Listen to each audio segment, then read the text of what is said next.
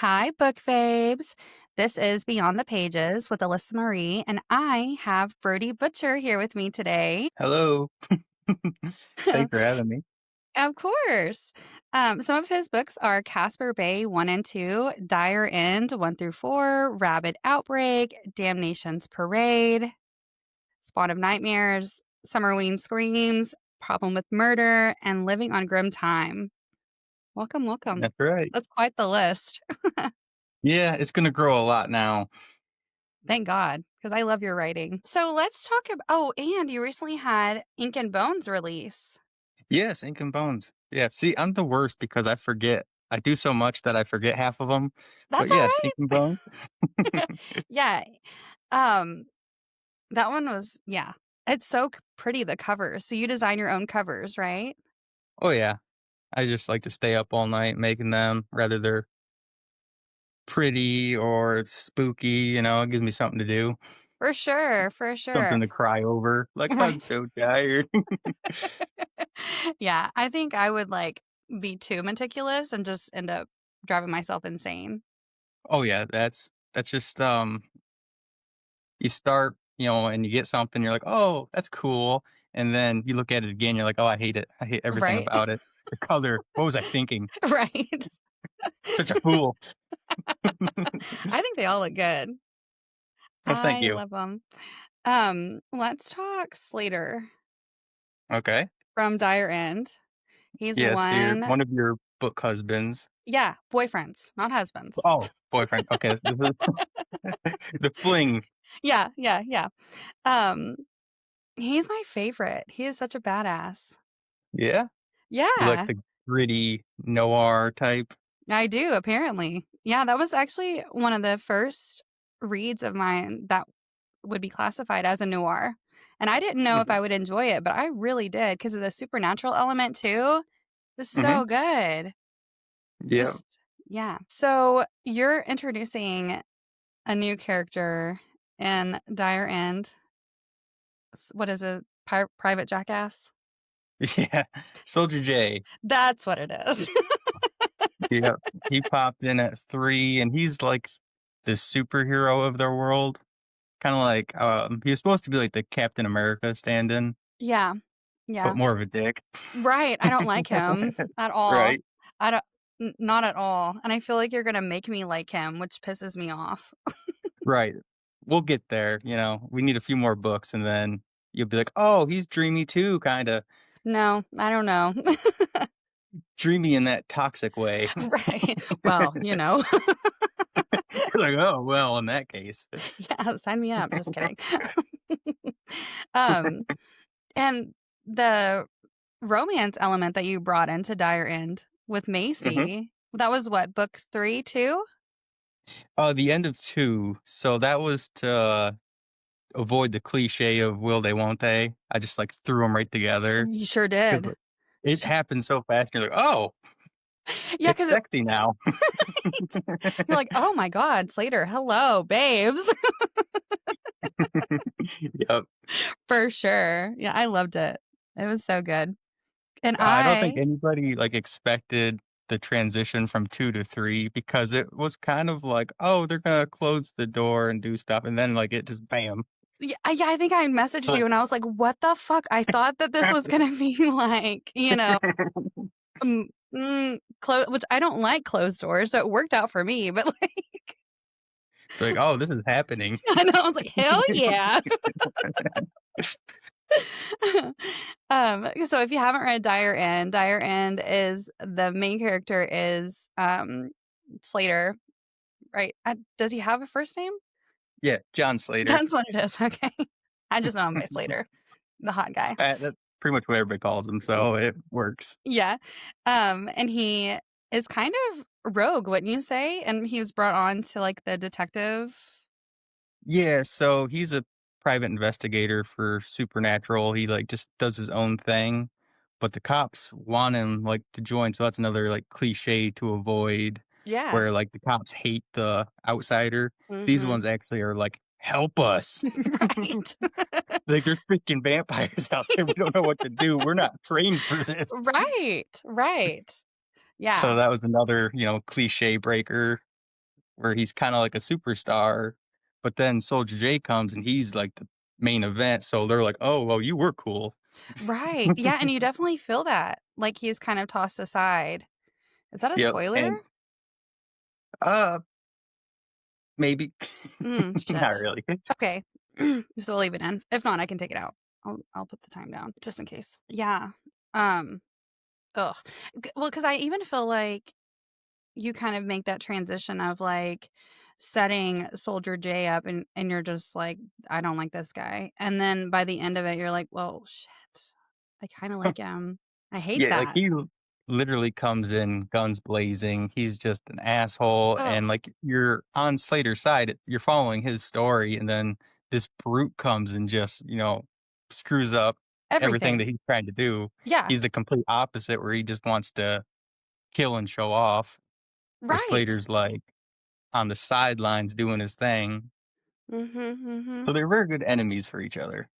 I mean, it makes sense for a good storyline, but it's irritating. Yeah, you'll come around to him, you'll see. Ugh, I guess so. And you used a few of your fans' names in Casper Bay too. Yep, including you. Uh-huh. Yeah, that I can't say much about that character because I don't wanna give it away because it's such a good read. But, where did Casper Bay come from? Oh, well, we were doing the book for Summerween, and everybody went a little bit darker, Mhm. and I kinda wanted to, like, go away from that and do something that was more like a comedy that had thriller aspects.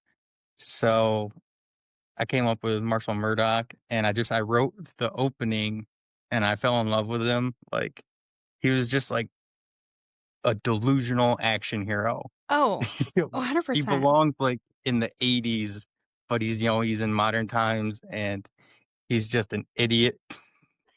And he's like a total meathead, like, Mhm. down to, like, the 5-inch shorts or whatever he says, like Yeah.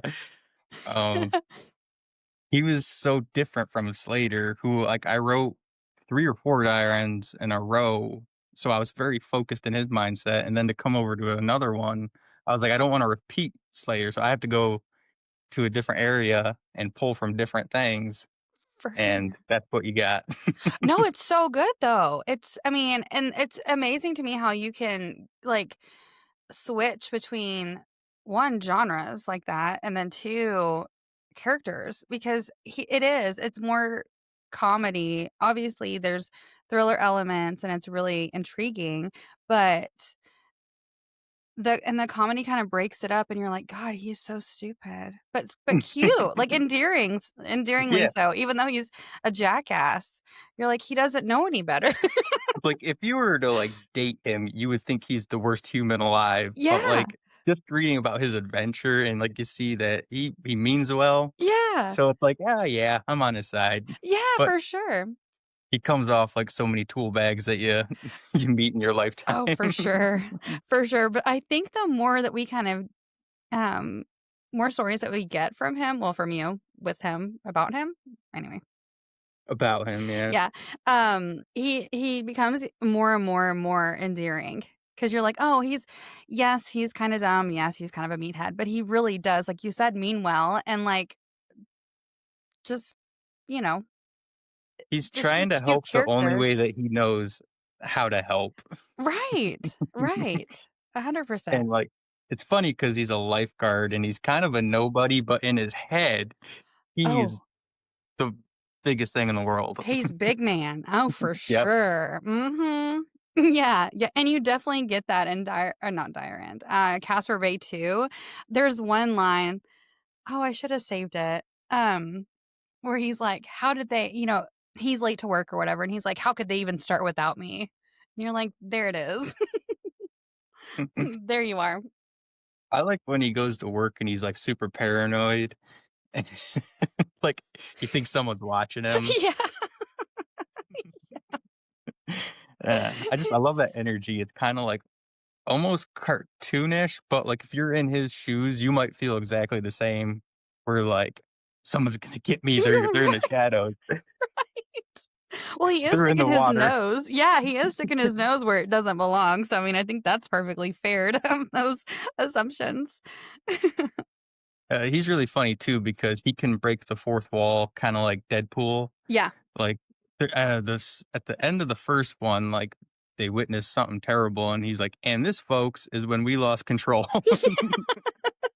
Love that. I love when they break the fourth wall, and it's like, "Oh, that's fun," kind of adds, like, texture to the read, too. Right. It gives you a little bit more than just a story because they kind of like talk to you for a second. Yeah, yeah.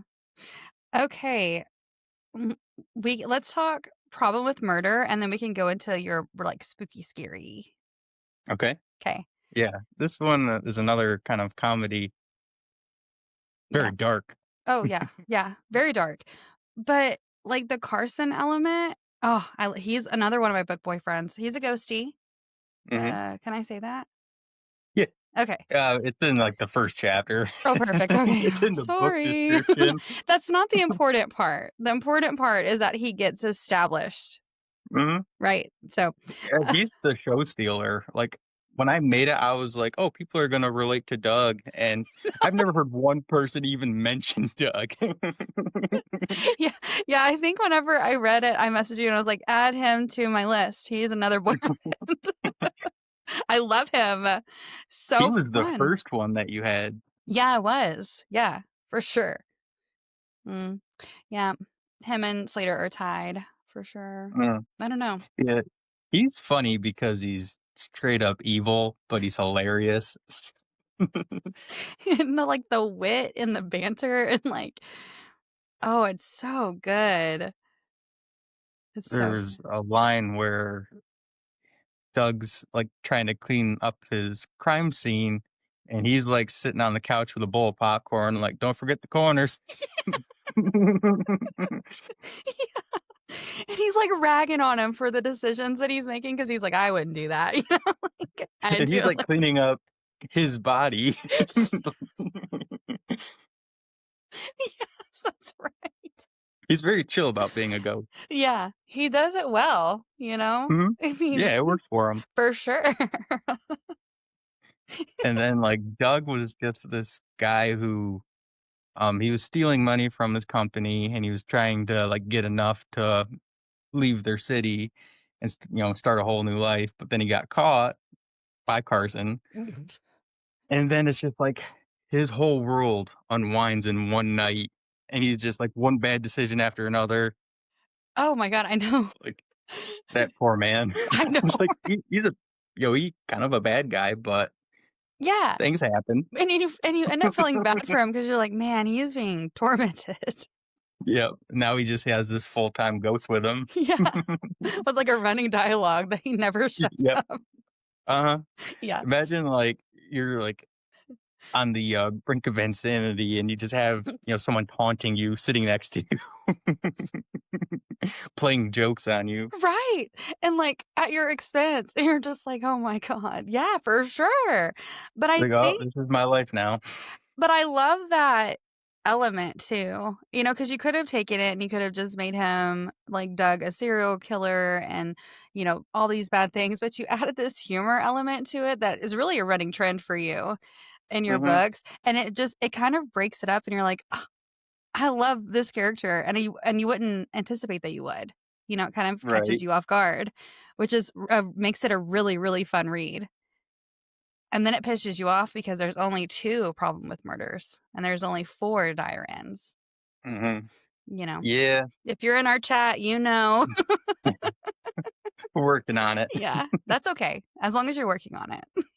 Dire End is the big one where I get hounded for the 5th one weekly, Yeah, yeah, I think not I'm just by you. okay. It's like I have a scheduled text, I just, like, boop. Where is it? Send it to me. Just kidding. Well, everybody wants Slater to fight Jay, and I'm like, "Well, Oh, you there's a can't lot of do setup that. there because he can't just go toe to toe with him No. because he's gonna get Oh, pulverized." well, for sure.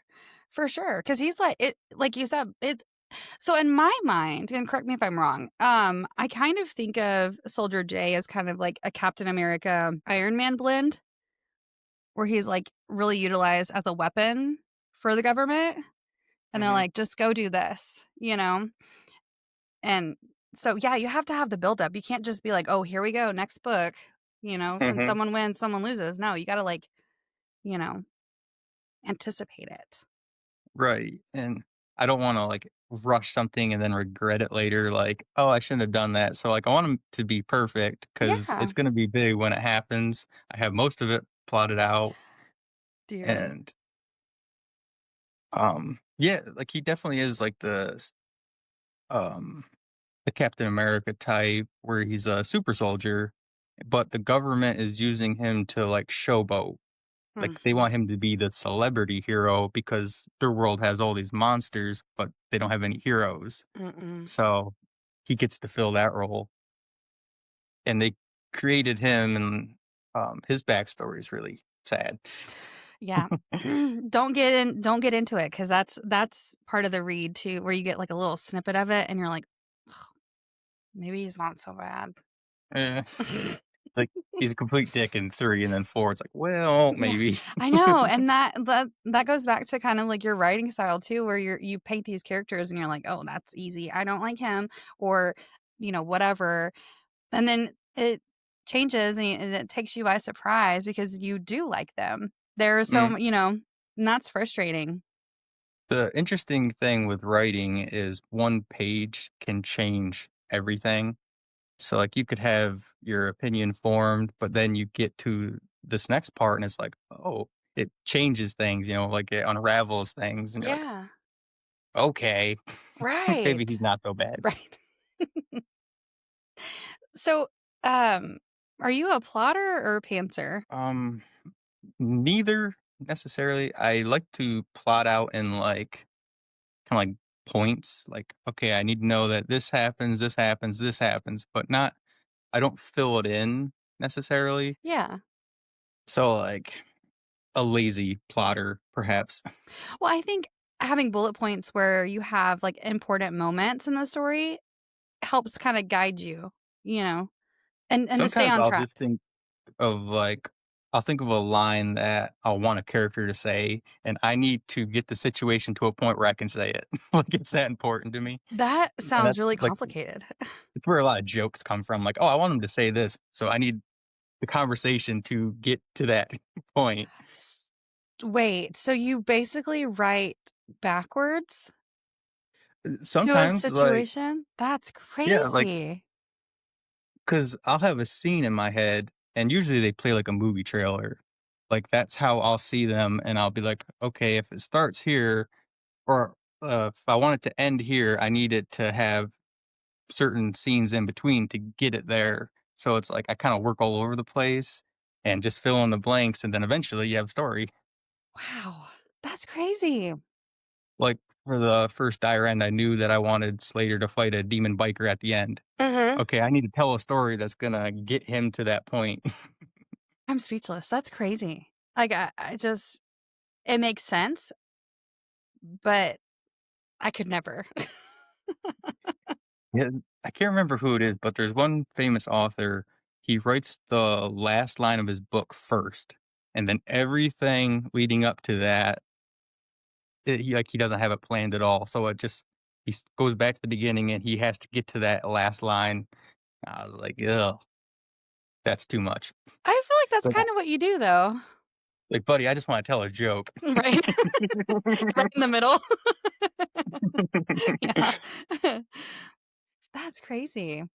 It makes sense that it would play out as a movie trailer, though, in your head, because that's the structure of the stories, they flow like that in your mind when you're reading them. It's not broken up, there's no, like, weird pauses or, like, "Wait, what happened?" No, it's very Uh, smooth. yeah, like I've always used the movie trailer concept because it's easy to imagine a movie. And that just helps me see the characters, and usually I'll do something called casting, where I'll look at actors and I'll be like, he'd be good in that role," or "I think she would be like this." Yeah. And then I kind of put the actors in my character roles, and that's how I can see them and I can hear them, and, like, little, like, visual cues, like maybe the color of their hair or the style of it. Yeah, that's That's where that fascinating. will come from. And I try to think of like low key ones like Matt Dillon or something that Mhm. not everybody would try to base off of. Yeah, like Brad Pitt. Well, I that's feel kinda like a lot of showing my people age. go like Brad Pitt, Ryan Reynolds, like people Yeah, that you see a lot. So I yeah. go for the more like B tier, I like sometimes that. B tier, like let's throw Richard Grieco in there. Right? Yeah. Oh, that's awesome. I'm still trying to Yeah, wrap my mind around that, though. That's crazy. and I never approach this like a story setup the same. So like one of the methods is each time I go to write something, I'll have to have a new trick or a new style that I'll do. Always trying to mix it up so I don't come up with the same thing. Yeah. So, how much research do you, like, do into that if you're like, "I wanna write, like, the noir style?" Mhm. You know, how what's kind of, like, your research for that? Oh, so like exploring it. Um, I'm a YouTube hound, so Mhm. I'm on there 15 hours a day just watching and trying to learn. Like always learning something new, something random, an interview, a movie, even people breaking down, like doing reviews of things. Mhm. I'll watch all that to just see how much stuff I can pick out of them. And if you do it enough, you get pretty smart and because you have all these different opinions or like all these different facts. So you can just build this whole world of information. And That by the end, you're pretty educated on the topic. for sure, for sure. That was a weird way to say that. For for sure. That's interesting. I've always been that way where like I like to take notes. Mhm. So I just have books and books and books of just random things that I stumble across. And then sometimes I'll need an idea and I'll go dig out one of the books and I'll flip through it and I'll see stuff that I wrote down and I'm like, yes, I left myself something. That's amazing. Like, thank you, past Brody. Right? Um, let's talk, Damnation's Parade. I Okay. said it right. Yes. That one was so intense, and I think I liked it because it had kind of a cliffhanger ending. I don't Mhm, always like cliffhangers, but I feel like in horror, it's really enjoyable because you like, as a reader, you can kind of insert what you think is gonna happen next. mhm, And, I like I grew up liking those, kind of pick your ending books too, and so mhm. I enjoy it. But the monsters, how did you come up like, what was your inspiration for them? Oh, there is a movie called The Feast. It's not very popular, but it had something similar, like with the skinless vibe, but they were more like animals, like smaller. And I wanted them all to kind of look alike and just be these hulking, disgusting, smelly, slimy things. So I just kind of like heightened them up a little bit, Yeah, you did. Mhm. and they came out pretty gross. Yeah, definitely. And the mailman character, he was kind of a dick. He's full on. He belongs in an '80s action movie for sure. He's Yeah, just in a horror movie by accident. yeah. Well, because I don't um I can't give you everything, but, like, the way he's introduced, you're like, "What the fuck? Who would" and it's kinda like, "Shut up and let's do this," and the female characters are like, I don't know." It's such an intense ride. It's so Yeah, good. that one, like, it's super fun because it's a really short one. It's only like 2,000 words, but it is nonstop. Like first line to end line, it's just crazy.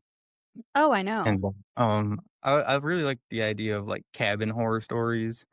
And that one, I was just thinking, like, what would it be like if you were sitting in a cabin and someone kicked in the door and they're like bloody and they got a gun, but they're actually here to help you Right. because something much worse is on the way. Yeah.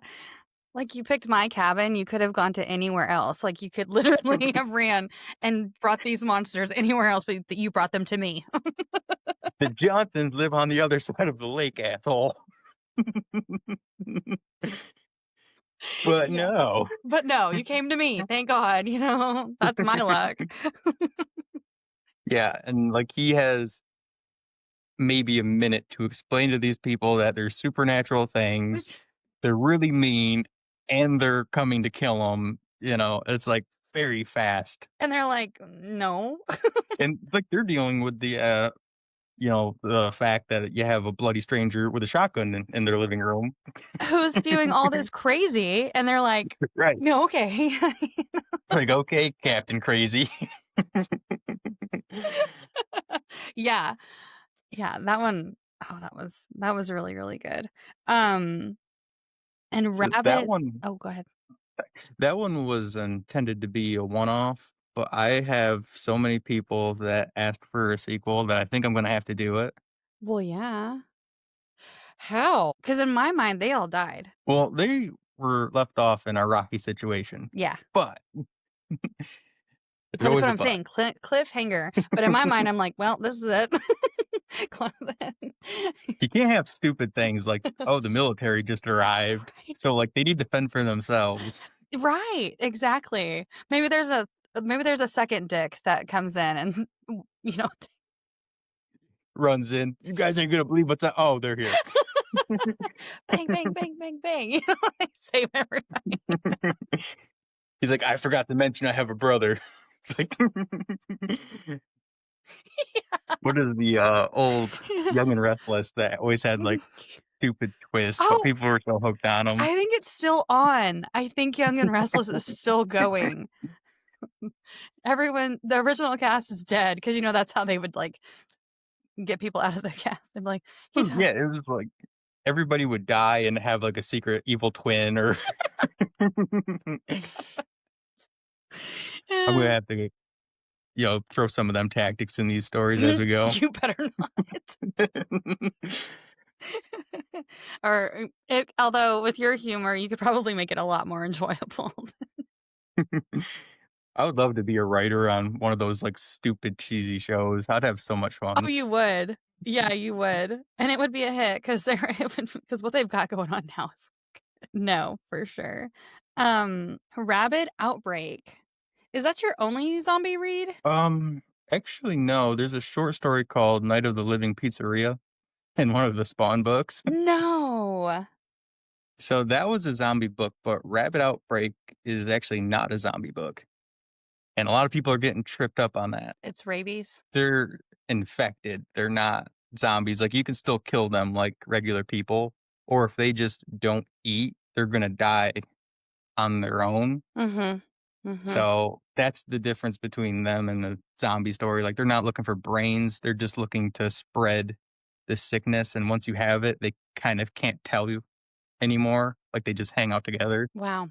I missed But a lot that. of people are calling it a zombie book, and I was like, "Oh." Well, to be fair, the cover is like, you know It's a little rotting, yeah, I'll give you that. Yeah. Yeah. There's some Um, foam in there. there is, yeah. I know when I read that, I was like, "Ugh." I don't know why some things just get me, like the foaming of the mouth, I'm like, gross. Yeah, that was an ugly cover, Mm. but a lot of people liked it. People like gross things. They I need to do. lean into that more. Yeah, yeah, yeah, yeah, and, like, I don't wanna say, like, splatterpunk and, like, extreme horror. I feel like it's having a moment right now where a lot of people that haven't read it are reading it, Mhm. and they're liking it because it's not yes, it's bloody, it's gory, blah, blah, blah, blah, but it's still a good story. Yeah, a lot of So them are fun too, and a lot of books lack that. mhm, mhm. Um, what am I trying to say? Well, like texture, because it yes, it can be scary, but if you have kind of like the same type of scares, it's as a reader, you kinda like, "Oh, okay." Just like in a horror movie, you can get Mhm. me with, like, the jump scares a few times, and then I'm gonna be like, "Okay, there's something there because the music changed," or whatever, I start Right. anticipating it a little bit more. So And their concepts are just so wild, you know? mm, They have so much freedom. They don't have to play by, like, any regular rules. yeah. Mhm. That is true. Some of them still, like, gross me out, even just thinking about them. Which, I mean, that's what you want, right?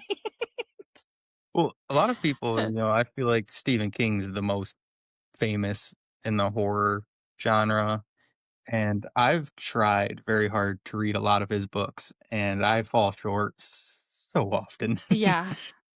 I think I've read a couple. I could not read it. Mhm. I have, like, a I phobia of clowns. But people say, like, that's so great, and every time I pick it up, I just look at the size of it, and I'm like, "Ugh." Yeah, I know, and the words are so small. I'm like, I could read so many more books that I wanna read. I mean, I did I watch the just movie. I That found, like, his style is very bloated, like, he is a wordy man. Mhm.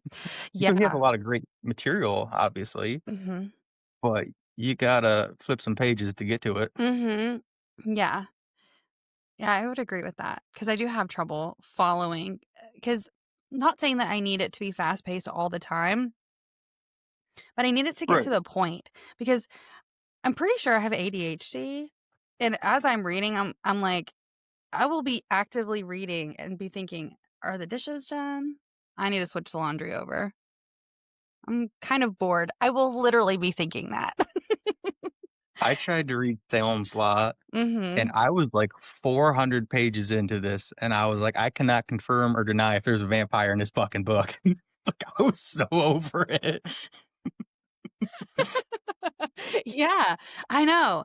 And, like, if people like, obviously, a lot of people like him or love his books, and that's great, but my attention span is just not there. Mhm. But, yeah, I did read, The Shining, that one, I loved it. That was probably my favorite. Can I tell you any kind of intricate details that aren't in the movie? No. But I remember closing it and being like, that was so good." I can't regurgitate it, though.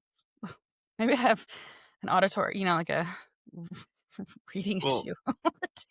Salem's Lot, he introduced, like, an entire town of people, and I'm like, "I do not care about these Oh, backwoods, oh my god. Yes, I terrible remember people." that one. Yes, I tried to read it too, and I was like, "I'm lost. Who is who?" I need, like, a Like cork board. right, right. Like, you need, like, a maps of the locations.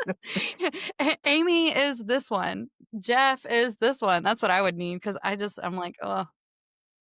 And too many, it's like switching POVs. That gets me too. Because like, even during Rabbit Outbreak, when I started reading, because I wasn't prepped for the, like, multiple POVs, and so I'm Mhm. reading it, and I'm like, "Oh, okay. Wait, who is this? Okay. Ooh, and so I had to, like, go back, and I'm like, "Okay, this is this person." It took me about 20 minutes to read it instead of 15, but I got it. Yeah, so that was new for me, like I said, I always try something new, Mhm. and I thought if I made it with a lead character who would ideally be the Dalton character, Mhm. I was like, he's safe because you're following him." Yeah. And I was like, "I don't want anyone to feel safe." So, it was every chapter would switch to a view, and then for the sequel, I have an idea that's gonna have the army coming in, and you're gonna get their point of views, and have this really crazy, plan where the animals in the woods are all rabid, so, like, they have to fight, like, bears and coyotes, Oh my and god, that's gonna be but so good. you're getting the soldier's point of view and then, flashback to some of the others from the first one. Well, and I like the multiple POVs because it's like I feel like it's relatable too, and you're getting it from so many different angles. You're getting this one, like this storyline that all these characters are going through, but you're Mhm. getting it from so many different angles. It makes it so enjoyable. Like once I wrap my mind around it, and I'm like, okay, this is who this is. Dalton was easy to follow. Um, and then there was another one that was easy to follow too, but and I don't want to give any spoilers, but yeah. Um, I just have to, like, get in the mindset of it. Right. I liked it because, like you said, it was different views, and you kinda got to see everybody throughout the day. Yeah. Like, these guys, they're going to play a performance, a gig, some backyard party. This guy, he's just, like, waxing his car. He's having a quiet time. He's not bugging nobody. Right. And then when it all comes together, the characters start crossing paths because they're all in the same town. Yeah. So that at the end, they were kind of like in separate groups together. So when we do the second book, it'll be a little bit easier because you'll have multiple characters in the same group. They won't, everybody won't be separate. Right. But I mean, I can still follow it, you know. I still got it. It would just took me a minute because I was like, "Oh, okay, this is what we're doing." Because I have to get, like, in that mode, you know, where Mhm. let's, like, pay attention to the names. Because in my brain, when I'm reading, I'll, like, take the first initial of the name and, like, that's what who they are, you know? And so whenever characters have the same initial, I'm like, "Shit, okay, now I gotta figure something else out." I don't know why in my mind I can't just use their name.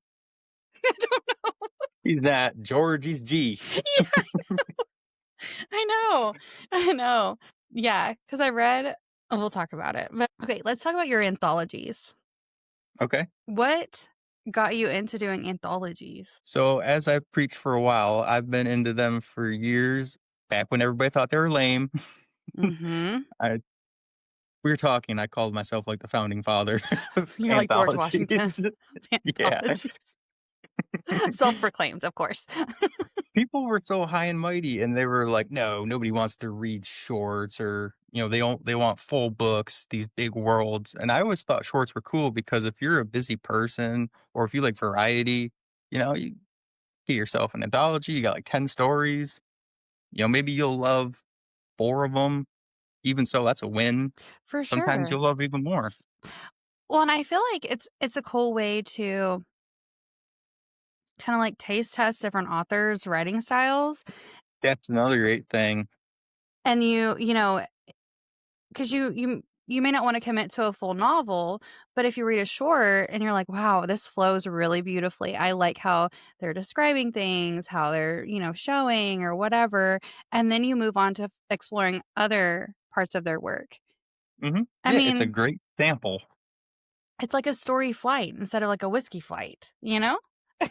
Feel like you got a platter with, like, all the cheesecake on it, but Oh, this is, like, little mini authors, and here you go.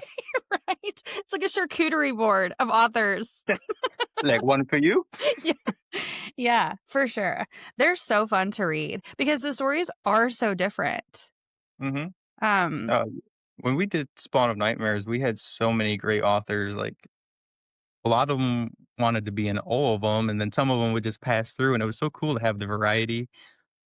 We were a platform that offered first time writers a chance to get, in print, and they mhm. would be surrounded by, pretty decent sized names. Yeah, So that gave them a gateway into it, and a lot of them went off to do other cool things. So, for sure. And it's kind of a stepping stone because everyone needs that. It's mhm. the imposter syndrome, I'm sure, is Oh, intense when you're starting out. And that way you can kind of build a fan base from mhm. established fans.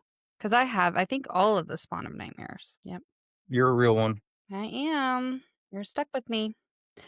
Um, And then through Spawn, I met Tina S. Transformation and Avi Donaldson, and we became very close friends.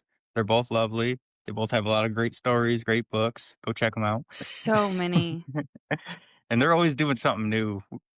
It's cool to see like people grow and like, they started at one point, 6 months ago when we met, and now to see them, it's like completely different. They've grown so much. Oh, for sure. And like, they're what I love about their stories is they have such powerful female main characters. Hmm.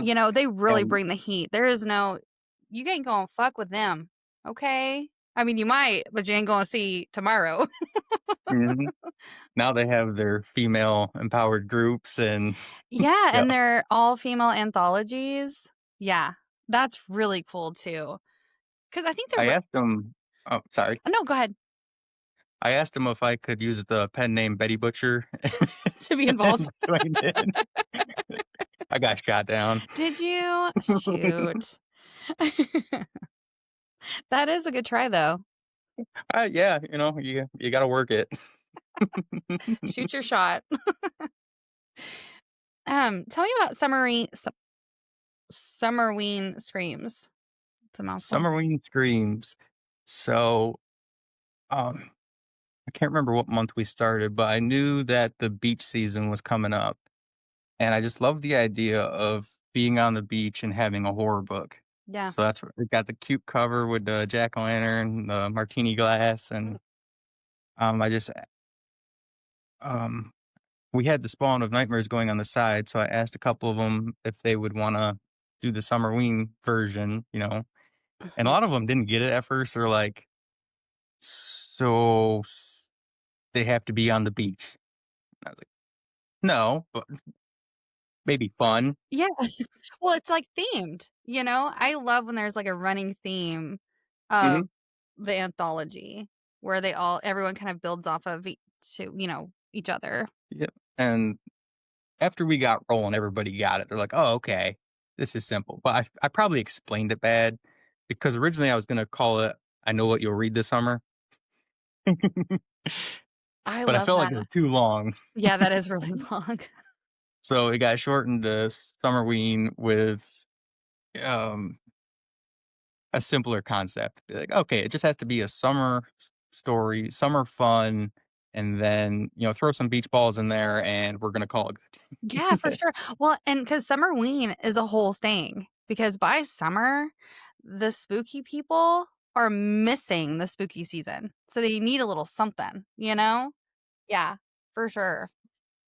And then a lot of those authors from Summerween are coming back, and we're doing a Halloween anthology, and then we're gonna do what I'm calling Winterween. I don't know if I'm committed to that name, but I really like it. Mhm. Yeah, I like that too. Well, and it's kinda cool because it goes with the seasons. Yeah, so Consistent there'd be branding. 4 of them a year, like Springween, come on. I know, right? Make one a slasher. Those are my favorites. So I think, throughout everything that everybody's doing, we'll come back together for those because we don't really do Spawn of Nightmares anymore, and we needed something else, to a different platform. Yeah. We also, at some point, are doing Dateline 2. That was another one of our anthologies. Yeah, I can't remember who the original members in that were, but AV and Tina started it, and they were like, "Hey, we lost somebody. You wanna be in this?" And I was like, "Why, certainly." Right? Say less. And then we did that, and that was a lot of fun. That was the first bigger story that I released, coming out of the Spawn Nightmares. They were just shorts. Mhm. That one was a little bit bigger, and then that motivated me to do The Problem with Murder, so it was all stepping stones building up. I love it. Yeah. The problem I don't know. I don't know which one is my favorite. Which one would be your favorite of your books? Can you pick? Oh god, I don't know. Yeah. Uh, Carson has he I hold him very high because he was my, like, the bridge to where I learned how to do comedy and writing. Because like, before I don't wanna say the characters are bad, but they just didn't have the personality that I wanted them to have, Yeah. and then when I got to him, I just kinda made him like a version of my personality where if I was a ghost, that's what I would be doing, Right. you know, messing Tormenting. with people. That Like, an tracks. That's old on brand. an old lady would have a record going, and I'd be standing there like, "I am Satan." She's like, "Oh."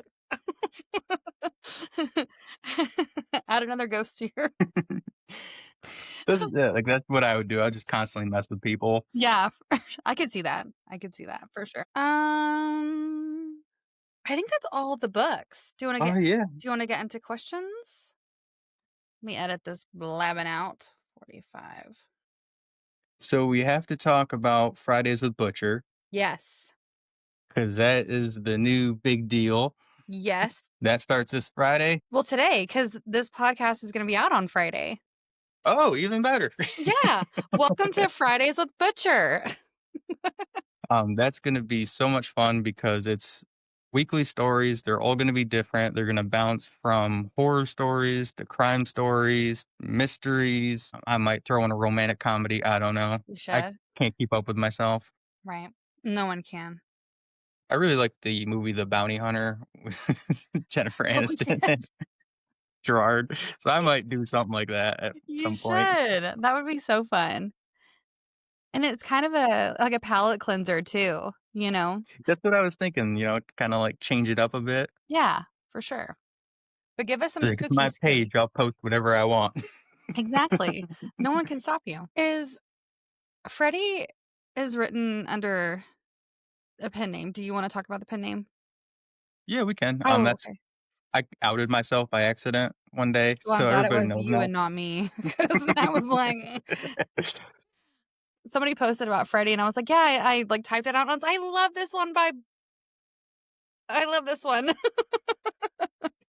Yeah, after I released that, I regretted using the pen name because it did pretty well, like, a lot of people responded to it, and when I was in the Spawn group, I thought, you know, maybe people would be more attracted to a name that they didn't recognize Yeah. rather than just reading mine, so that's why I put him in there, and then Faceless Freddy did really good, and I was, "Damn it." Right?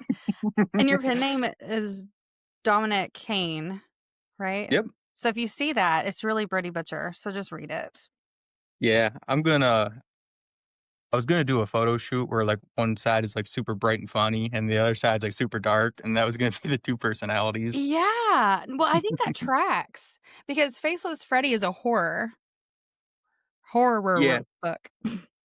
when I did the Dominic stories, I wrote a few others that I didn't release, but they were much more schlocky and mean-spirited. Mhm, So, mhm, like, at first, he was, like, just a way that I could write out of my basic genres that I usually write in, mhm.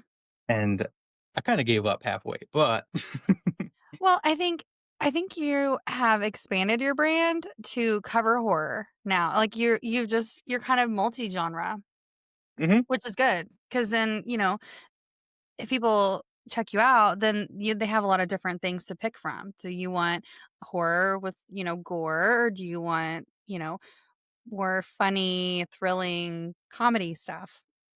Yeah, you gotta have the variety. When I started, it was more like mean horror in like the early spawns, like Phantom of the Library and the monster they made. And then it kind of got very crime drama when I went to Dateline. Mhm. And then I went started doing funny things like Night of the Living Pizzeria as I just wanted to make a zombie story. And then the problem with murder was where the humor came in hardcore. Yeah. Then that kind of went over to Dire End, but it was more gritty humor. Yeah, it's like Slater, he's, like, more cocky. Mhm. And then Rabbit Outbreak went back to, like, dark horror. Yeah. That one was so fast paced. Well, all your Yeah. stories are because you read and you're like, "Oh, things are happening," and then you, like, get where you can't swipe anymore, and you're like, "What?" No. Yeah. What do you mean you want me to rate and review it? Put more to the story. Uh, so on Fridays with Butcher, a big part of the formula is this a lot of the stories will be series, and you'll typically see, like, a number in the corner of them, and that's kinda borrowed from comic books, like Mm, how they have number 1 to number 3,000. yeah. So you'll see them, and if you're new to it, you might follow the first one and the second one, and then when you get to the 10th one, maybe a new person will find the stories, and then they can start at the beginning and then kinda binge them. So I thought that was a kind of a cool aspect to it. Yeah, I think that's a cool concept too, for sure. That's what's hard because I like to binge, Mhm. but with, reading them every week, and then I'm like, "Ugh, I just want more." They're never Well, I just watched the Dexter Resurrection, and I love the old Dexter, so I was super pumped that they were making another one, and that was the first time where a show was doing the weekly releases that I Mhm. watched in a long time, like, long, long time. And every time the episode ended, I would just be like, "Arr, gotta wait 7 Yes. days," and then the next week would come, and it'd be, like, 3 days before, and I'd be like, just waiting, Right. waiting, waiting, waiting, and, it would finally come in, like, 11:59 Thursday, I'm there ready to go. You're, like, waiting. Like, "What happens?" Yeah. Refresh, refresh. And then after the show, I'd go on YouTube, and you would see everybody talking about it, and it was like just this huge community gathering of people sharing their opinions, all coming together, and I was like, "Man, that'd be really cool to make something in that concept Yeah. where, every week you have this 30-minute escape or something." Right, and something to look forward to, you know? Yeah. And with the chats, because like, we had a chat for Terror Tuesday where it was kind of a similar vibe where but it wasn't it was 3 authors or 4 releasing every week. Anyway, and the chat was really interactive, and so we could all discuss it, and it was like if you didn't Mhm. read it, you did not open the chat. Um, a lot of shit talking, and Oh, so yeah. that's really fun. Are you gonna bring that over to Butcher Fridays? Fridays with Butcher. Friday Yeah. Um, I might just flex so it because I wrote it backwards. I seen you struggling. Yeah, was questioning myself. That's alright. Yep, I'm about to make a new chat, uh, what did I say I was gonna call it? Butcher's Meat Rack. That's right. And then there will be a new page for the actual stories and stuff to go on, so every Thursday at midnight, they'll have the new stories cross over to them, Yeah. and then we can all chat about them in the chat group. And the chat is so and I'll tell you, so I have made so many new friends from the chat and like Mhm, we're supportive of each other. We check in, like if somebody's having a rough time, it's not just books or, obviously that's what brought us all together, but it's so much more. It really is a community and friendship. And so if you're needing any of that as a listener, just join the chat because we'll open arm welcome you. You know, yeah, you can't although, please don't be sensitive, and if you're having a hard day, just mute us because we will give you shit, but it's funny shit. right, it makes you feel better. Abused with love. Right. And then we tend to go back and forth to each other a lot, Oh, yeah. and I think people find that funny. I hope. They're probably like, "Kick these 2 out." Not annoying. Yeah, they're like, "Who invited them?" For sure. Yeah, it's so fun. So if you're looking for a community, that is a great place to start, um, because it's just fun. And, It's like a book club, but better. everybody has, bad weeks or, you gotta go to work and then, something breaks at the house or your car is not working. Oh, It's nice to have that place where you can just talk to people from all around the world. We get people from everywhere and just vent. Or, you'll also find like if you just say something, it could be a little thing and people will show support and yeah. everybody's so kind. Yeah, for sure. Except me. I'm more like, shut I up. think you're kind. I think you just, like, stir in the pot. You're just a ladle, like we call it in the South. Mm. A pot stirrer. Yeah, but it is fun, and it does give you that sense of because we do talk about the books, but I feel like we'll say, like 60/40 Hmm. is, like, checking in on each other and, like, making sure like, if someone says, like, "Oh, it's just a really bad day," Hmm. just checking in on them and making sure that and then you usually come in with something witty and funny, so you're not an Yeah, asshole all the time, and then I like to bully people, so I yeah. just pop in, Yeah. see what I can stir You're like up. the wind. You come in and then you're gone again, and it's like, "Well, he better be Yeah, writing." people are having a heartfelt conversation. It's like, "Whoop, what's up?" You're like, "Here's a meme." Yeah, you are the king of memes, that's for sure. They're always good, and they make me laugh, so I'll keep you. I'm glad someone likes them. Yeah. I think a lot of people like them because I don't know if you see what happens when you do leave the chat, but we do talk about you sometimes. Good things, Oh, mostly. Just kidding. I I get a lot of negative hate mail. Do you? They just don't understand your sense of humor. You're so egotistical, but we love you. Oh, yeah. Like, yeah, I do what I can for the people.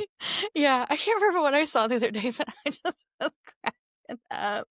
They're like, "We see you're in a relationship with yourself," and I was like, "Yes, we're very happy." That's right. And then they were, like, building up. Yeah, it's not just one comment, it's rows. Yeah, Jamie, Elaine, who Jenny, like, Jenny's like, "With yourself?" And you're like, "Yeah, we're very happy." That was oh, my cheeks hurt. That was so funny. Yeah. But I think you handle it well, and I think you have the internet presence. Yes, you do come in, you're, like, snarky and funny, but you can also take it. You're not one of those that, like, says something to be funny and witty, and then somebody, you know, rebuttals you, and then you're like, "Oh, I'm out." Yeah, You don't hurt my feelings. you can't, burn people all the time and then be like they say something smart back to you and be like, "Ah, screw you guys, I'm going home." You're and it's funny because your responses to that'll be like, "Oh, that's a good one." Yeah, Like some of them deadpan. are. And they're like, "Brody, you ass." Okay. Uh, I'm hot. I'm in my little nook and the airflow is not good in here. Anyway. Um, Speaking of Jamie from the group, my first story for Fridays with Butcher is Camp Madsen, which you got to be the first to read. I was a first? Yeah, Oh my just god. so we could talk about it. Let's talk about it. Oh, just so, please. Yeah. So yes, Jamie's in there? She won a contest where you could pick the theme of a future Okay. story, and she picked campground. I love So it. it took me a little bit to come up with an idea because I'm someone I can't just release something if I don't love it. Like I have to really be into it. Mhm. So I needed something that was solid enough where I was like, yeah, I like it and I can build on it. For sure. Yeah. That one was really, really good.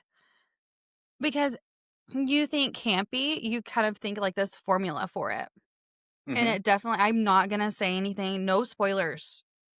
I think think I've teased and spoiled a little bit some other books, but this one, no, because it is so different and it'll not like knock your socks off. It's good. Can't really think of what I wouldn't say there's a formula to it, but Well, I you just think like campground, you think, I think everybody goes to summer camp, and I right. wanted to do just what when I was a little kid, my dad used to take us to a campground. It was the most boring place on earth. He was like, "Ah, heaven." You're like, I I'm was in like, "Yeah, hell. having a ball on this rusty swing." Like playing with sticks. I'm like, I hate my life. I hated nature. I still do. I Nature. I I'm not built for that. And he was the type like they would work all week and then they would go to the campground and they would just sit there and they're like exhausted. I'm like, yeah, thrilling. Yeah, I get that. I grew up camping, so I like it.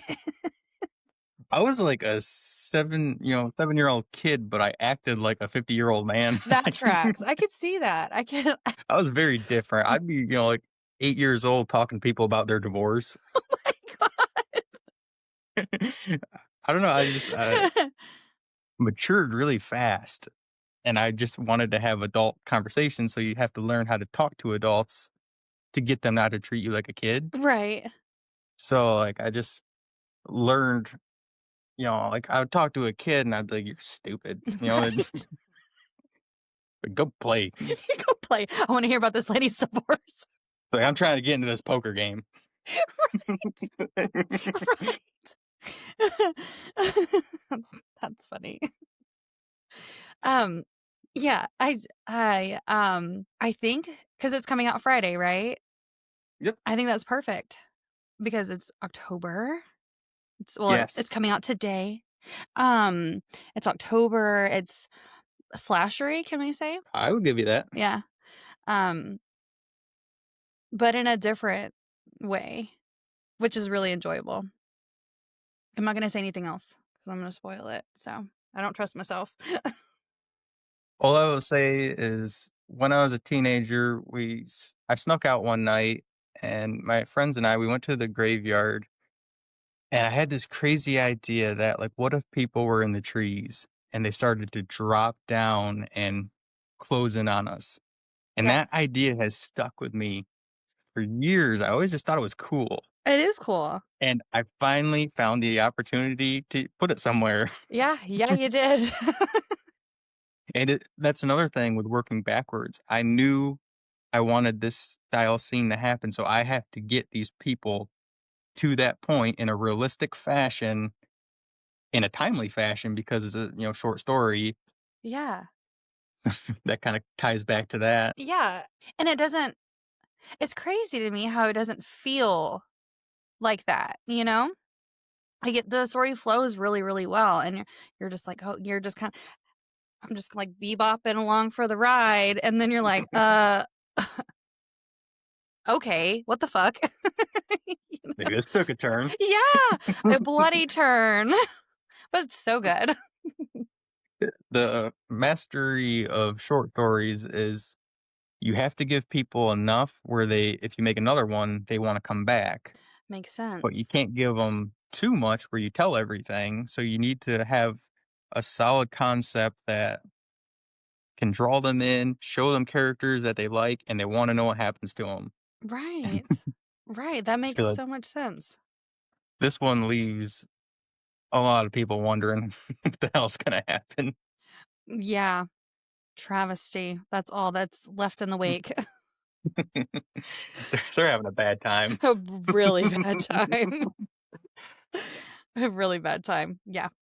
You almost feel bad for the people that don't die immediately. Can I say that? Right. Okay.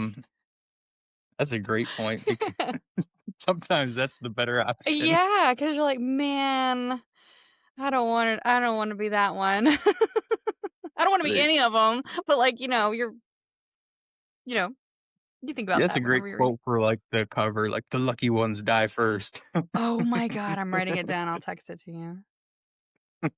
Yeah. Oh, and also this Fridays with Butcher introduces the butcher's block. What is that? So that is me speaking directly to the audience. That is an idea I've had for a while. Do you know who Stan Lee is Oh, from The from Marvel Office? Comics? Hmm? From The Office? No, he was like the face of the Marvel Comics throughout all the years. And He he always popped up in the movies. Yes. Yeah. He was like an Easter egg. Yep. So back in like the 70s, he started doing something called Stan's Soapbox, and he would have a column like the Marvel bullpen, and he would talk to the readers directly, and he'd be like, "Hey, heroes, Stan Lee here," and he would How um, fun. tell them, what's coming soon, a little bit about the story, some fun facts that maybe brought the story to life. And I was like, it'd be cool to do that because a lot of people told me to do a newsletter, but I was like, I don't even check my own email. No. So I don't expect other people Mm-mm. to look for me in there. So the butcher's block will be in the front of every story and you can read it, you can skip it. Which Um, you don't wanna skip it because I read it because it's in, um, it starts with yeah, Camp Madsen. Aunt Madsen, and yeah, whenever because I think I even, like, screenshotted it and sent it to you. I was like, "Oh my god, I'm obsessed." I love it because 'cause you're literally like, "If you don't like this, then skip it," you know? And I Mhm. I like that fourth wall breakdown. That's so fun. Yeah, and of course it has a lot of my personality in it. Yeah. It's like cocky and sleazy yet lovable. Right. What was one I'm gonna my phone dropped. Let me see if I can. There was a line in the beginning when I was like, "I need to quote this because it was good." Yeah, Rabbit Outbreak looks like a zombie book, just FYI. Not a rabies one. Can I read some of it? Yeah, go ahead. Okay. Absolutely. I won't because it's just the beginning. First of all, you start out, "Hey, victims." Obsessed. Yes. Um, so here's the deal. You want the goods? Read the block. You wanna skip ahead to the story? Go ahead, do it. I'll climb out of these pages like the chick from the read and kick you in the teeth and read the damn thing to you before I beat you to death with the nerve you brought to this party. And and believe me, I'll be smiling the whole time. And that's a guarantee. I love it! I know when I read that, I was like, "Yay!" It was so And good. that's how I talk to people in our chat groups. Yeah. It's Mhm. mostly threats. Yeah, it's just like soft ones, you know? Like, Yeah. read the book or get out. For sure. Makes sense. A week later, you'll see a headline in the newspaper like local author beats reader. And the chat will come and be like, "They deserved it." Let 'em He out. meant it. Yeah. We'll put money on your commissary. A butcher of his word. Yes. Yes. Absolutely. Trying to think. I feel like we've kind of like our questions have flowed. I do have questions for you. You have questions for me? Shoot. I do. Okay. Okay, we're gonna start with an easy one. Oh, good. How do you pick the guests that come on your show? My favorite. I'm just kidding. Oh, No, I'm just why kidding. am I four? I think yeah, right. No Flip the table comment. over. No, I'm kidding. Right. No, not by favoritism. Um, Mostly it's kind of in the order that they've reached out to me. Okay. And so I have a list, a good list, not a blacklist. Oh yeah. Is it Of stacking up? it is, thank God. So Awesome. I love this is my favorite aspect of the podcast, really the book channel, because I was doing author chats on like Instagram Live and TikTok Live before, and it's my favorite part is like picking your brain and like, asking you questions that I as a reader want to know, Hmm. hoping that other readers want to know them too. So, And every writer is so different. Like you could ask this, the same question to all of them and always, get a different answer. And exactly. that kind of comes back with my YouTube obsession of always learning something. You're doing it the same way, but with real people. Like, you're actually talking to them. Yeah, which I'm a talker. So, I'll get authors will reach out to me and say like, "Oh, I'm nervous, um, can you send me the questions?" Absolutely, I can send you the questions. Am I going to stick to them? I don't know. If I like it when it flows like conversation and I can kind of like piggyback on Hmm. something that they say and then branch off of that and, you know, have it feel more organic and like an actual conversation instead of me just pelting you with questions because who's going to be comfortable with that? I wouldn't be. Right. And so, No, like, especially if they're like hard questions.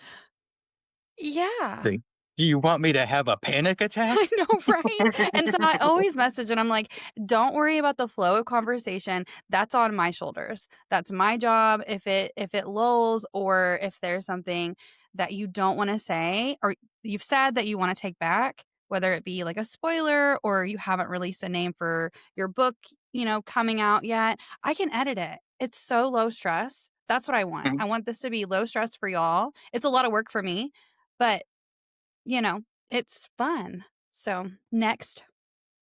Next. Oh, this is a fun one. Okay. Do you have a pre-show ritual? Yeah, I have a mini panic attack before.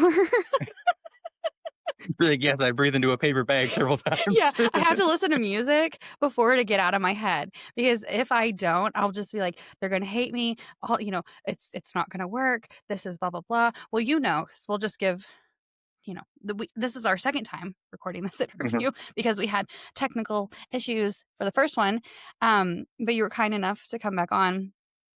Of But it's course. like that's like my worst fear, you know? And so, yeah, I do have like a little mini meltdown. And I like focus on my breathing and I'm like, it's gonna be great. Just talk, you know, and don't be weird, which, you know, that's okay too. Being a little weird is quirky and fun, I guess. Right. You don't wanna be boring. No. just deadpan asking you the most, like, flat questions. Like, "So, Mr. Butcher, tell me about the process." Like Can you the imagine? Visine guy. Could you imagine? I should have done that whenever you came on. I should have been like, "Hello, crazy Just eyes." stare. Yeah, Like, "Good grief, what is this all about?" I'm terrified, and it's only been 5 seconds. Good. "Your No. call has ended." "Where'd you go?" And then you ghost me. "Thanks for creeping up my evening." That's the stuff of nightmares. But Okay, next. okay. Who is your favorite horror villain? Oh, that's a good question. They're getting tougher. Yeah. Favorite horror villain? Right now, because I have an arc to read, it's Edward by Troy Poplar. He's a monster. He hates Okay. women, but he loves his mama. Think like a mix of Dahmer and what's the guy that like was obsessed with his mom? And like, Norman Bates? yeah, that guy. Nightmares. Disgusting. And the third installment in his series is coming out and it's going to be awful. So if you like extreme horror, that's the one for you. Good So, to know. yes. I seen you posing with the book. The cover is so cute. It's so deceptive because you're like, it's a little stick figure guy with like cats. No, it's horrible in the best way. But you're like, it's extreme. So just sidebar. It was a lie. It was- yeah, yeah, yeah, yeah. Hmm. Okay, what book or movie kept you up at night? Like one that just really got under your skin Hmm. and just Um, book would be My Daughter by Jed Kent. I don't know if you've read that. It's a short story. no. If you have kids, it'll really fuck you up. I mean, it it'll fuck you up regardless, but I think the having kids later, it's like your worst nightmare, you know? Movie was The Conjuring. Uh, the Nun, I went into a haunted house one time where somebody was dressed up like that, and I screamed so loud, and I was like, "No, turn around. Don't look at me." And I, like, crouched down, and I was like, "You can't touch me. You can't." They're like, "Whatever, go away, you I feel weirdo." like The Nun got a lot of people. Dude, I don't know. I just it and I would, like, have nightmares of her, and then you wake up and your room is dark, and so you feel like there's, like, because I had, like, a bookshelf in the corner, and so I'd be like, "It's her." Mm, ugh. Yeah, like the old stories with the coat rack and Yeah. it has a coat and but it looks like a person. Like, "It's the Nun." Well, and I think it's because I hate clowns. Like, I hate clowns. Okay, I'm sounding really country because 'cause I'm scared. Um, Them dang them clowns. them there rodeo clowns get my ass every time. They do. I hate them, and they're worse if they're making balloon animals. Mm-mm, mm-mm. We went to the, aquarium one time, and there was a clown doing balloon animals, and my kid was like, "Mom, look." I'm like, "I'm gonna vomit. Don't." I'm gonna vomit. He's like, "Can I Appropriate get one?" response. Yeah, right. "Can I get a balloon animal?" "You can." I'm not going. I will I will stand over here outside of arm's reach. Facing away. Don't go anywhere. Just kidding. Yeah, terrified. Mm, Tie a rope to your kid and send them on their way. like a little backpack with the leash. Yep. They don't come back in 5 minutes, give it a yank. Yeah. He was about 7 at the time, so I figured, I could stand a good bit of a distance, not a good bit, like, 5 feet or something. I don't know, it's irrational, and it is a total, like, full body fear. You're like, "You're 7 now, it's time to learn how to fight your own battles." You want that? You can go get it. I'm not getting it for you. Like, you ask for trouble, you're gonna get it.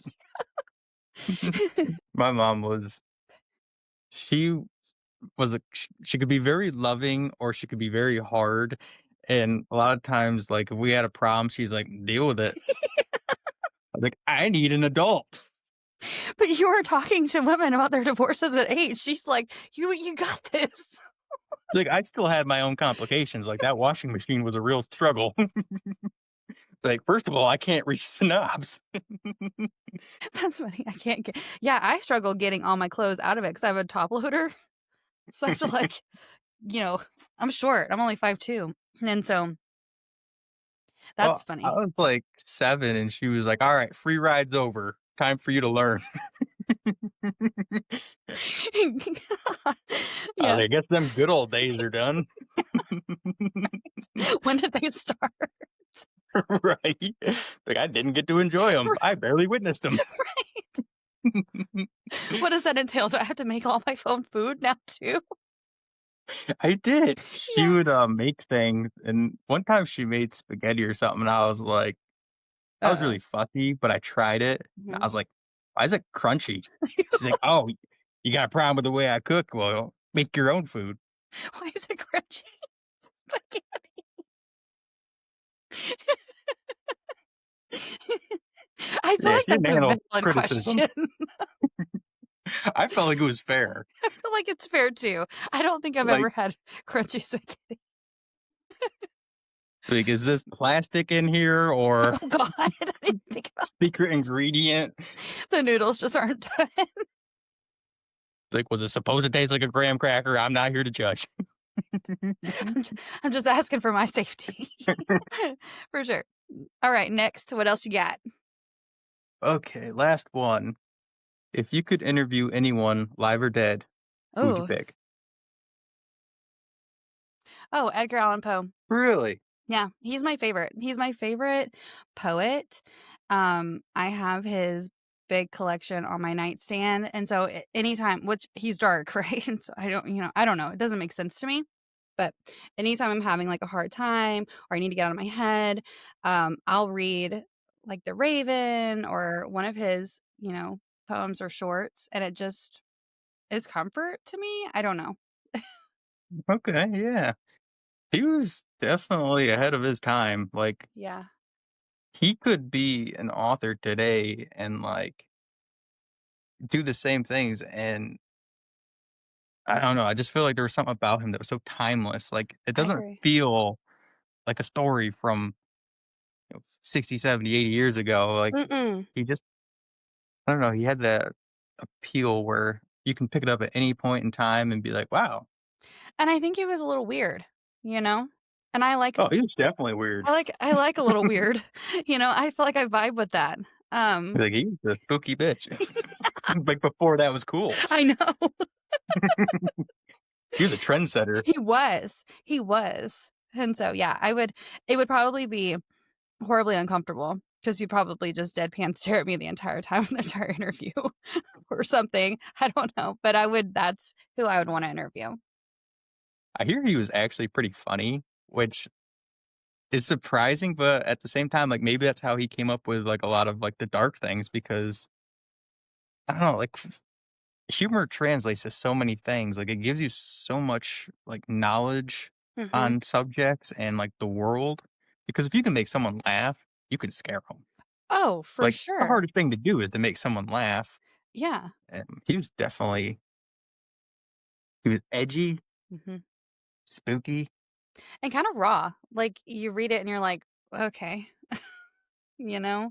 There's, like, no holds bar, and that's why I like indie so much is because there's not it's kind of that same vibe where Mhm. y'all just, like, shoot from the hip and you're like, "Fuck it. I wanna say this, I'm going to," Ooh, versus like, independent's so cool because you don't have to play by anyone else's rules. You just do what you wanna do, and that's what's wrong with, like, Hollywood is Mhm. they have to please this crowd, this crowd, this crowd, and at the end, you have something that nobody wants Yeah. because it's watered down. Like, how many movies, were, like, trimmed because, "Oh, we can't have violence like that." That's what people want. That's what Yeah. They wanna that's what they feel paid for their something. ticket. Yeah. Yeah. Just like with movies and books, I mean, that's why, like, roller coasters are so popular.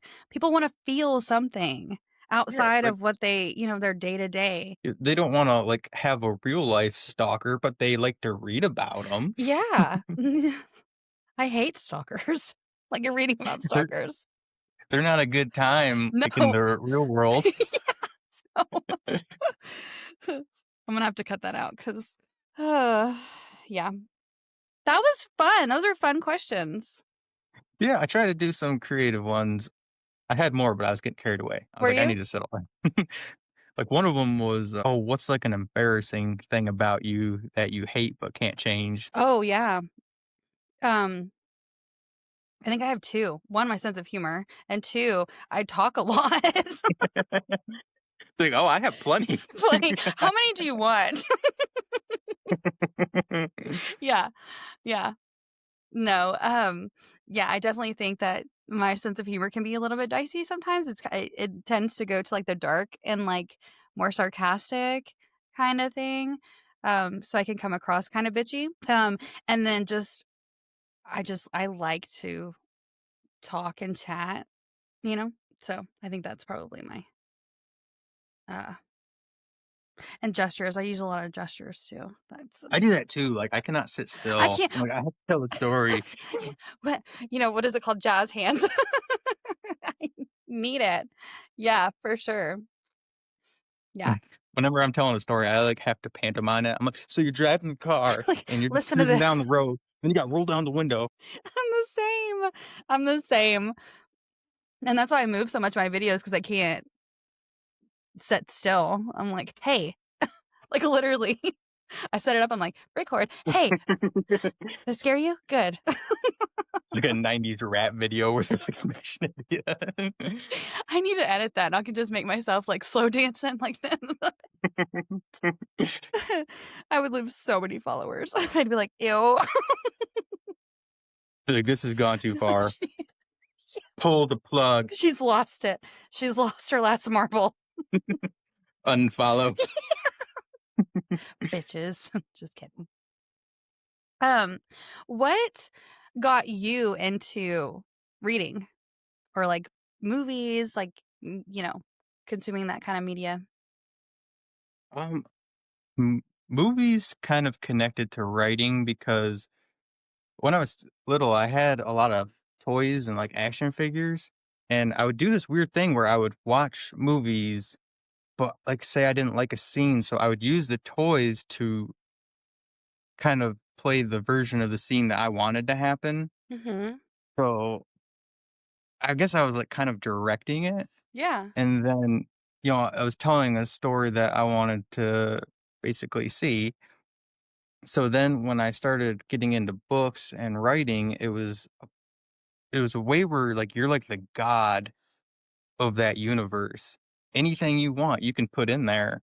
So if you wanna see this style character, if you want this to happen, if you want this to explode, you have all the power, and it was just a really cool freedom. Yeah, you're like the puppeteer, and they're all Exactly. marionettes. Yeah. You're like, "Sucks."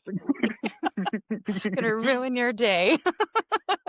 Like, "Oh, you're having fun?" "No, you're not." No, you're not. No, this is not a normal camp.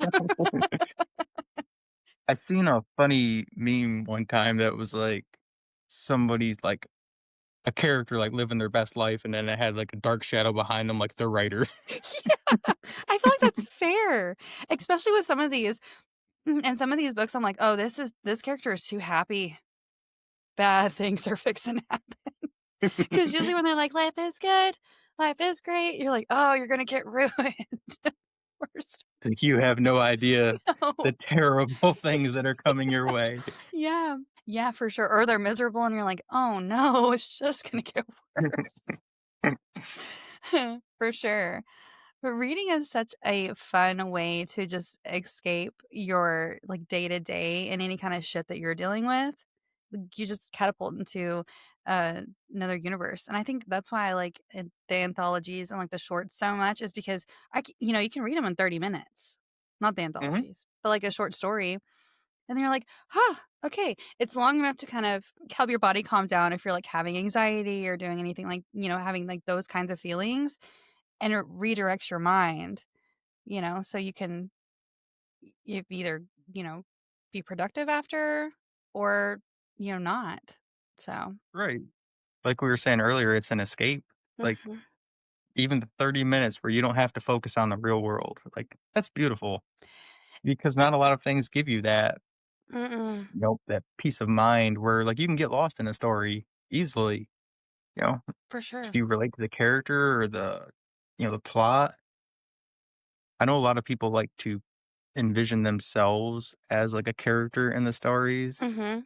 I know a lot of, I think more men did that, like when they would read like action books, like they're the hero. Oh, for sure. Because everyone wants to be the hero. Well, I think most people want to be the hero. I kinda wanna be the villain, I want to be the anti hero, like like Slater.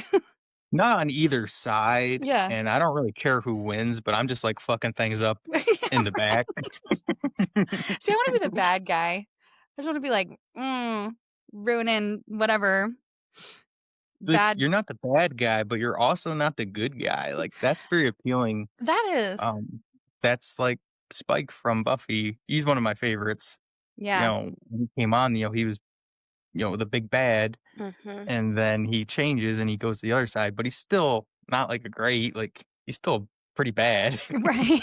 Making shitty choices, but trying, you know? Yeah. I guess that's the difference. Maybe they try a little bit harder Maybe to just a tad, like cross like to the good side, 20%. but they're like, I'm not gonna try too hard. Not going for a Listen, trophy. right? We all have boundaries, okay? It's For like I sure. showed up. What more do you want? That's like my attitude when it comes to events. Like I'm here. Right. You want me to smile too? God. Let's not get carried away. Yeah, for sure. Yeah. I think that's everything. We've been on an hour and a half. We've been rolling. This has been Beyond the Pages with Alyssa Marie. Thank you again, Brody Butcher, for coming on. This was such an enjoyable chat. I hope that everyone has a fantastic day. Don't forget to check out Fridays with Butcher, and I will see you on Tuesday. Bye. There we go.